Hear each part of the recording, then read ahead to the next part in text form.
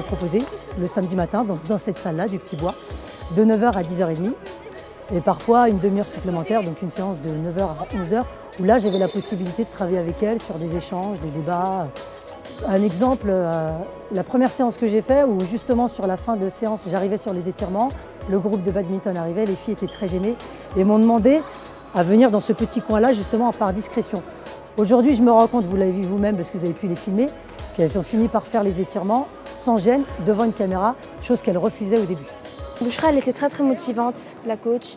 Elle nous a beaucoup aidés, elle nous a conseillé, alimentation, tout quoi. On a découvert des sports, le foot, le basket et la boxe. Et en même temps, en fait, on s'est entraîné à courir 3 ou 5 km. Pour certains, le sport n'est que compétition, mais pour nous, ce n'est pas que la compétition.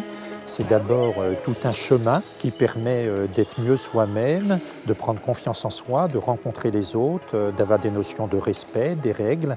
Et pour nous, donc, un appel, c'est vraiment une action très significative, car une fois encore, ça va dans le sens d'un mieux vivre ensemble et aussi d'un épanouissement personnel.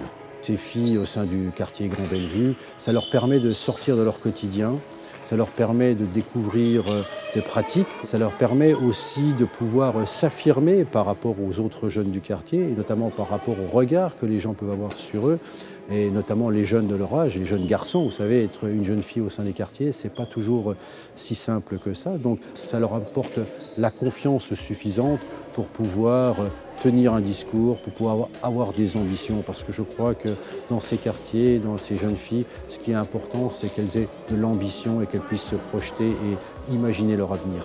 En fait, il ne faut pas abandonner même si on n'a pas commencé, que chaque chose qu'on veut réussir, on peut le faire avec plusieurs entraînements. Il y a 12 semaines, je ne pouvais jamais croire que je pourrais faire 3 km. Même 1 km pour moi, c'était impossible. Ne jamais abandonner. Parce que quoi qu'il arrive, on peut réussir. Il va y avoir une deuxième phase, une deuxième équipe qui va être constituée ici sur Trénazé. Et puis on l'espère aussi que ce qui a été fait sur Trénazé puisse produire des petits ailleurs en France.